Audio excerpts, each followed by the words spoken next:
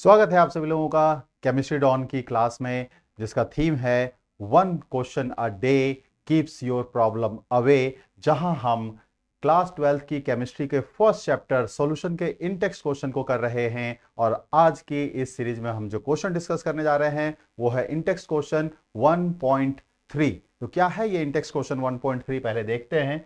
कह रहा है calculate the molarity of each of the following solutions. तो दो पार्ट इसमें दिए गए हैं, हमें दोनों में ही मोलरिटी कैलकुलेट करना है। फर्स्ट पार्ट में 30 gram of cobalt nitrate dot hexahydrate in 4.3 litre of solution. Okay, चलिए देखते जरा कि कैसे किया जाए इन क्वेश्चंस को। तो इसके लिए पहले अब हम देख लें कि हमारा मोलरिटी का फॉर्मूला क्या होता है। तो मोलरिटी, जिसे हम कैपिटल एम से रिप्रेजेंट करते हैं, इज इक्वल टू क्या होता है तो ये होता है आपका number of moles of solute, ठीक, जिसे आप इन शॉर्ट NB से भी रिप्रेजेंट कर सकते हैं, डिवाइडेड बाय हमारा आ जाता है वॉल्यूम ऑफ सॉल्यूशन। और इस तरह से इसका यूनिट क्या हो जाता है, मोल्स पर लीटर, मोलरिटी का, है ना। क्योंकि नंबर ऑफ मोल्स ऊपर है, नीचे वॉल्यूम जो हम सॉल्यूशन का लेते हैं वो लीटर में लेते हैं, तो मोल्स पर लीटर यूनिट होता है। अब सपोज ये करो कि अगर हमें नंबर ऑफ मोल्स नहीं मालूम है तो नंबर ऑफ मोल्स हम कैसे कैलकुलेट करते हैं। तो नंबर ऑफ मोल्स के लिए हम जिस किसी का भी आप नंबर ऑफ मोल्स कैलकुलेट करने जा रहे हो, हम उसको given mass divided by molar mass से निकाल सकते हैं। तो given mass upon molar mass कर दिया, ठीक। अब मान लो कि मैं इसको इस फॉर्मूले में यहां पुट कर दूं तो क्या होगा, तो हमारा मोलरिटी इज इक्वल टू हो जाएगा given mass upon molar mass into 1 upon volume of solution. तो हम ये फॉर्मूला भी ले सकते हैं, डायरेक्ट ये फॉर्मूला भी लेकर पुट कर सकते हैं। एक चीज हमेशा ध्यान रखिएगा, क्या इस क्वेश्चन में हमें नंबर ऑफ मोल्स निकालने को कहा गया है? नहीं ना। तो कई बार जनरली मैंने देखा है कि बच्चे क्या करते हैं, पहले वो नंबर ऑफ मोल्स निकालते हैं। इवन कई टीचर भी जो सॉल्यूशन बताते हैं वो पहले यही करते हैं, नंबर ऑफ मोल्स निकालेंगे सिंपलीफाई करके पूरा, फिर उसको यहां पुट कर देंगे, फिर उसको वॉल्यूम ऑफ सॉल्यूशन से डिवाइड करेंगे। भाई इतना कॉम्प्लिकेटेड रास्ता क्यों अपना रहे हो? छोटी छोटी वैल्यू लेके जाओ, यहां पर अंग्रेजों वाली नीति इस्तेमाल करो, डिवाइड एंड रूल।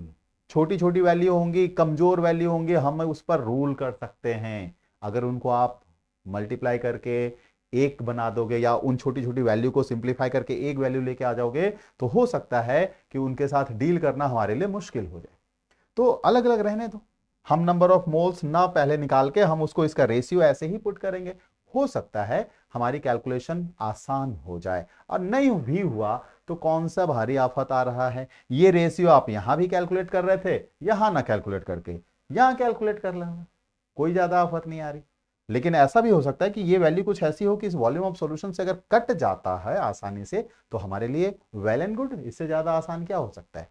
ठीक है, तो ये हमारा फॉर्मूला होता है मोलरिटी निकालने का।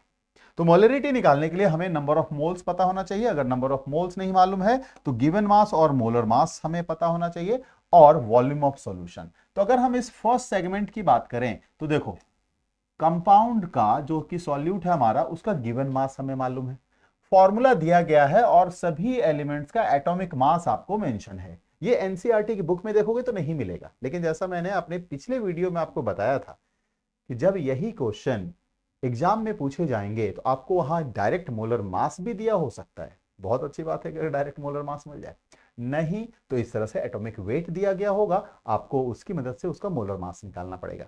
ठीक है, चलिए, तो मोलर मास यहां से निकल जाएगा और ये रहा वॉल्यूम। तो डायरेक्ट फॉर्मूला बेस्ड क्वेश्चन है, गिवन मास दिया गया है, मोलर मास आप निकाल लोगे, volume of solution in litre दिया हुआ है, वेरी सिंपल। तो चलिए इसको फटाफट से करते हैं कि क्या होगा।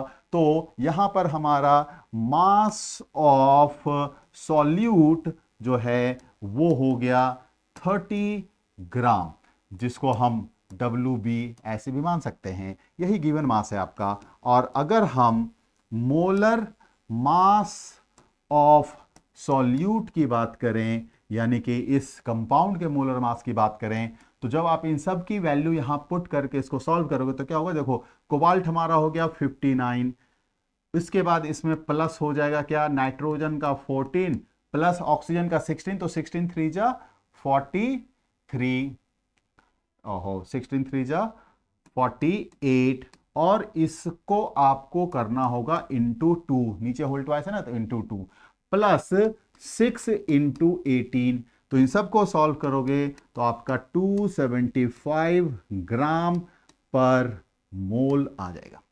ठीक है, तो मोलर मास आ गया, और आपको वॉल्यूम ऑफ सॉल्यूशन दिया गया है और ये है 4.3 लीटर। और ये प्रैक्टिस, इस तरह से न्यूमेरिकल को स्टेप बाय स्टेप बनाना बहुत बेहतर प्रैक्टिस माना जाता है कि आप पहले क्या कीजिए, हर एक चीज जो वैल्यू गिवन है उसको विद यूनिट लिख लीजिए। केमिस्ट्री में एक बड़ी समस्या यह भी आती है कि यूनिट के साथ पेपर सेटर खेल जाते हैं, वो कहीं यूनिट बदल देते हैं। तो ये भी ध्यान में रखना है कि किस यूनिट में आपको दिया गया है, जिस यूनिट में वैल्यू दी गई है क्या हमें वो वैल्यू उसी यूनिट में चाहिए।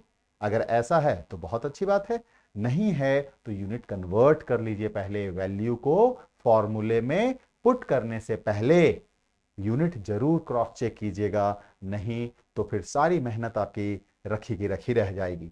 ठीक है, अब हमें इसका क्या निकालना है, मोलरिटी निकालना है। तो मोलरिटी इज इक्वल टू क्या हो गया, गिवन मास यानी कि 30 अपॉन मोलर मास यानी 275 इंटू 1 अपॉन 4.3। अब इन पूरे को सॉल्व करेंगे। देखो अब यहां पर जैसे मैंने बताया कि ये चलो डायरेक्ट नहीं कट रहा है, ये आपका कट सकता है। इसके लास्ट में 0 है, इसके लास्ट में 5 है, तो लास्ट में 0 और 5 है तो ये 5 के टेबल से डिवाइड हो सकता है। तो खैर इस पूरे को जब आप सिंप्लीफाई करेंगे आंसर आएगा 0.025 मोलर।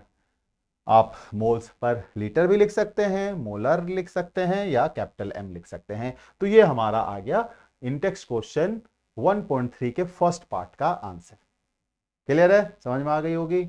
चलिए जी, बहुत ही बढ़िया। तो अब हम बात करते हैं इसके सेकंड क्वेश्चन की। पहले बहुत ध्यान से आराम से पढ़ना है। The first step is just read the question carefully before solving the question. कई बार हम ध्यान से क्वेश्चन नहीं पढ़ते हैं और हम क्या कर बैठते हैं, एक भारी गलती, क्या पूछा गया है क्या दिया गया है वो सही से पता नहीं चलता, पूछा गया कुछ, हम कैलकुलेट करके बैठ जाते हैं कुछ। तो ध्यान देना है। तो देखिए 30 ml यानी आपको वॉल्यूम दिया गया है, 0.5 मोलर H2SO4 यानी आपको मोलरिटी दी गई है। अब कह रहा है कि ये एक सॉल्यूशन ऑलरेडी बना हुआ है जिसका वॉल्यूम इतना है, अब उसको डाइल्यूट करके 500 ml कर दिया गया, तो ये हमारा वॉल्यूम हो गया। एक और कहते हैं एक वॉल्यूम यहां है, एक वॉल्यूम यहां है, तो हमें इस दोनों को डिस्टिंग्विश करना होगा। तो इसको हम मान लेंगे V1, तो इसको मान लेंगे V2। इसी तरह देखो मोलरिटी भी दो दिया गया है, एक मोलरिटी जो कैलकुलेट करने को कहा जा रहा है, एक मोलरिटी जो आपको गिवन है। तो यहां भी 2 मोलरिटी है, तो हम यहां भी क्या करना पड़ेगा, ये वॉल्यूम V1 का मोलरिटी तो इसको हम M1 मान लेंगे, और ये जो मोलरिटी पूछा गया है ये इस वॉल्यूम के लिए पूछा जा रहा है, तो ये V2 है तो इसको हम M2 मान लेंगे। ठीक है, अच्छा फॉर्मूला जो हमने अभी पिछले क्वेश्चन में देखा मोलरिटी का, उसको अगर हम वॉल्यूम के साथ मोलरिटी का रिलेशन देखें तो मोलरिटी जो है वॉल्यूम के साथ इनवर्सली प्रोपोर्शनल है। इसका अर्थ क्या हुआ कि जैसे जैसे वॉल्यूम बढ़ेगा मोलरिटी कम होगी, और यहां ये क्वेश्चन में दिख रहा है पहले 30 ml था, अब 500 ml है, यानी वॉल्यूम बढ़ा दी गई है। वॉल्यूम बढ़ी है तो जो रिजल्टेंट या न्यू मोलरिटी हमारे पास आएगा वो पुराने वाले से बहुत छोटी वैल्यू होगी, ये इतना हमें मालूम है ना। तो ये क्या होगा, इसके रेस्पेक्ट में बहुत छोटी वैल्यू होगी। ठीक है, तो अब क्या है ये हम देख लेते हैं जरा। तो फॉर्मूला अब क्या लगेगा, अब देखो क्वेश्चन को जब हमने ध्यान से पढ़ा तो हम देख रहे हैं 2 मोलरिटी है, 2 वॉल्यूम है, तो हम यहां पर जो फॉर्मूला यूज करेंगे वो हमारा है मोलरिटी इक्वेशन, है ना। कौन सा फॉर्मूला यूज कर लेंगे, मोलरिटी इक्वेशन। और मोलरिटी इक्वेशन हमारा क्या होता है, M1V1 is equal to M2V2, तो ये फॉर्मूला है। अब हमें अगर M2 निकालना है तो ये हो जाएगा क्या, M1V1 अपॉन V2, और अब बन गया क्या ये, तो 0.5 इंटू V1 कितना हो गया भाई 30 अपॉन V2 कितना है 500। अब आप एक सवाल यहां पर राइज कर सकते हो कि सर ये तो ml में दिया हुआ है, लेकिन हमें जो यहां वॉल्यूम चाहिए होता है वो लीटर में चाहिए होता है। बिल्कुल सही।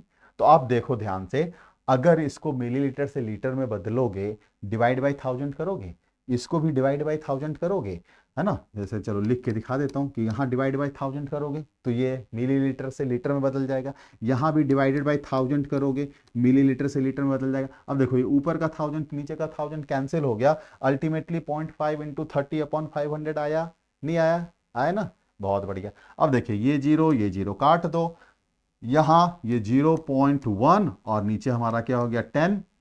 10 अगर आ रहा है या 100 10 1000, कभी मत छेड़ना ऐसे वैल्यू को, छोड़ दो। बहुत सिंपल, नीचे से जितना जीरो हटाओगे ऊपर उतना अंक के बाद, उतने डिजिट के बाद आपको डेसिमल प्लेस कर देना है। तो ये हमारा कितना हो जाएगा 3 इंटू 0.1, तो 0.3 अपॉन 10, तो ये हो गया 0.03 m। तो ये हमारा हो गया इसका आंसर। क्लियर है? तो यहां पर ये चीज ध्यान में रखना, नीचे से जीरो है तो उसको काटपीट करने में मत लग जाना, बस जीरो को हटाना है, ऊपर आपका उतने डिजिट लेफ्ट साइड में जाकर डेसिमल प्लेस कर देना है। ठीक है? तो ये हमारा मोलरिटी इक्वेशन से बना। तो वैरायटी ऑफ न्यूमेरिकल्स आ रहे हैं, आसान सा फॉर्मूला ये होता है, आप न्यूमेरिकल्स को बहुत ध्यान से पढ़िए, हर एक चीज जो दी गई है उसको पहले आप सेग्रीगेट करके लिख लीजिए प्रॉपर यूनिट के साथ, फिर देख लो कि क्या सभी सही यूनिट में है, अगर नहीं है तो यूनिट पहले चेंज कर लो। बाद में कहीं अगर आपने गलत यूनिट के साथ वैल्यू पुट कर दी फॉर्मूले में तो आपकी सारी कैलकुलेशन बेकार हो जाएगी। तो फ्रॉम द वेरी बिगिनिंग आपको केयरफुली अपने सारे स्टेप्स लेने हैं। चलिए मिलते हैं अगली क्लास में, तब तक के लिए आप अपनी तैयारियों में व्यस्त रहिए, मस्त रहिए, तंदुरुस्त रहिए।